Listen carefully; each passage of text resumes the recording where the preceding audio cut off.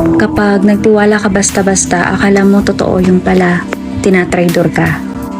Tinatraidor ka. Passenger princess, coffee in her hand, coffee prince, driving through this life unplanned. No label, no name, but the feeling's true. Late night talks got us closer than.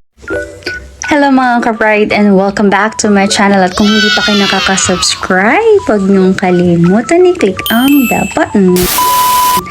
So ngayon, ang pag-uusapan natin ay tungkol sa ating New Year's resolution. May mga tanong tayo dito. Number 1, ano ang pinakamalaking aral na natutunan mo ngayong taon?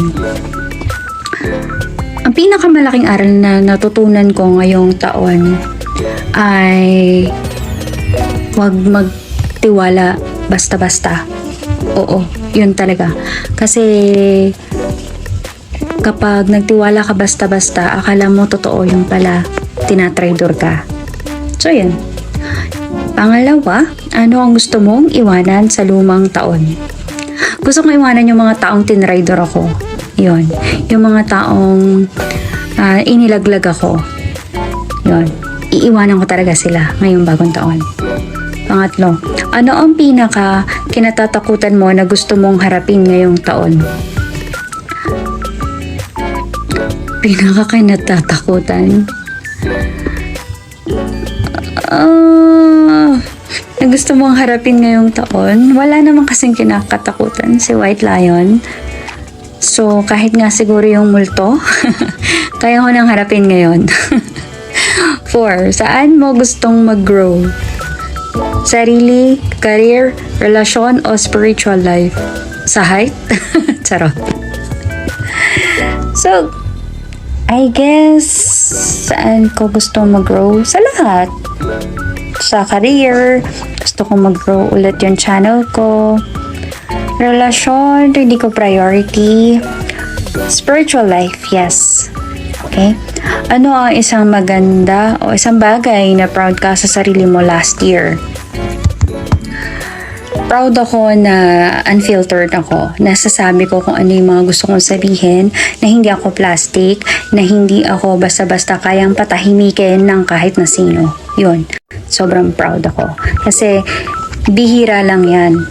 Aminin nyo, yung mga nasasabi ko, hindi nyo kayang sabihin.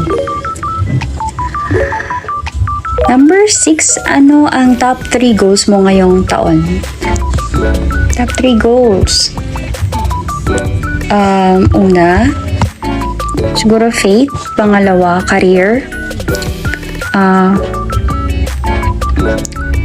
Faith, career, and family. Siyempre, career over family. Ang hirap, no? Pero, ang hirap basta tatlo, hindi ko ma-rank. Kasi syempre yung career, kailangan ko ng trabaho para sa family ko. Kailangan ko ng, pero syempre, mas mahalaga yung family ko sa career ko. Naguguluhan ako. Basta sa mga goal na yan, tatlo yan.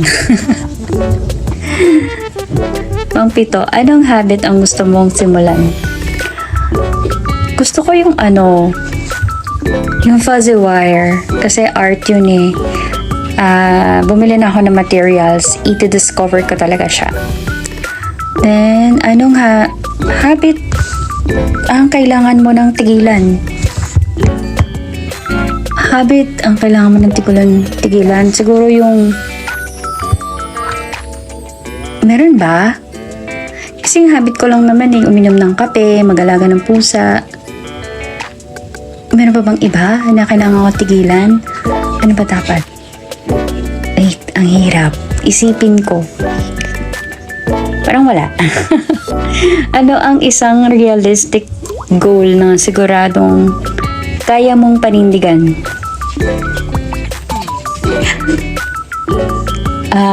Syempre wala na din diet, hindi ko kayang panindigan eh. Isa sa mga realistic goal na kaya ko at sigurado kong kaya kong panindigan ay yung pagiging unfiltered. Mas magiging unfiltered ako this year. Paano mo masusukat kung successful ang year mo? sukat ba yun?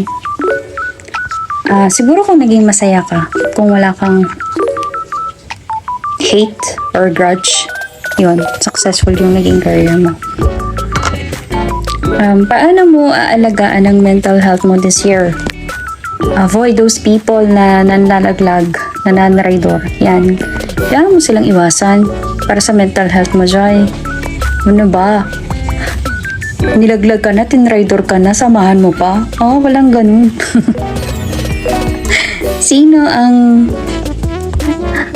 ang magbibigay sa'yo ng peace ngayong taon? Mapusa ko. Anong klase ng energy ang gusto mong i-attract? Klase ng energy, yung mala Stranger Things. Ano ang boundaries na gusto mong itakda?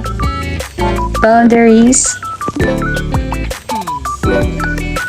Pang jungle.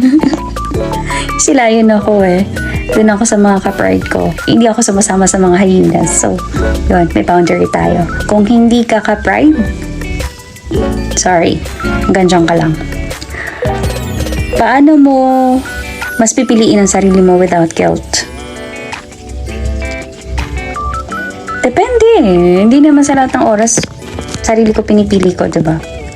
Ano ang career move o opportunity na gusto mo makuha? Career move, career opportunity? Ito, vlogging. Kung pala rin. Ano ang skill na gusto mong matutunan? Skill. Gusto ko talaga matutong lumangoy. Ayun. Pero mukhang imposible. Meron bang leon na lumalangoy? Anong bagay ang gusto mong i-invest? Oras? Pera? O sarili? May oras naman ako. Pera? Oras o pera para sa sarili?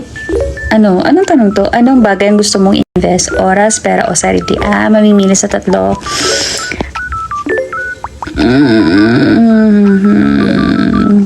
May oras naman kaya ko naman i-manage. Siguro pera? Saan mo nakikita ang sarili mo sa katapusan ng taon? Hindi ko makikita, honestly. Kasi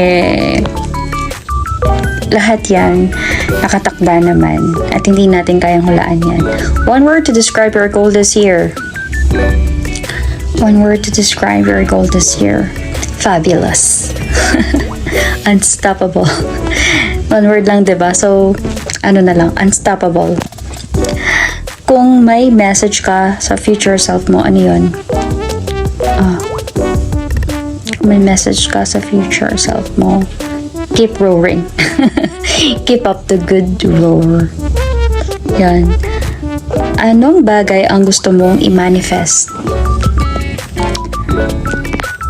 Manifest? Good vibes. Anong promise ang gagawin mo sa sarili mo? Hindi na ako magiging mabait. Promise. So, ayun lang mga ka-pride. I'll see you next year. Bye. Thanks for watching. This is White Lion Returns. He's fire, she's calm, they balance the pain. Different souls, but the love's the same. No label, just us in the midnight air. We don't say it, but it's everywhere.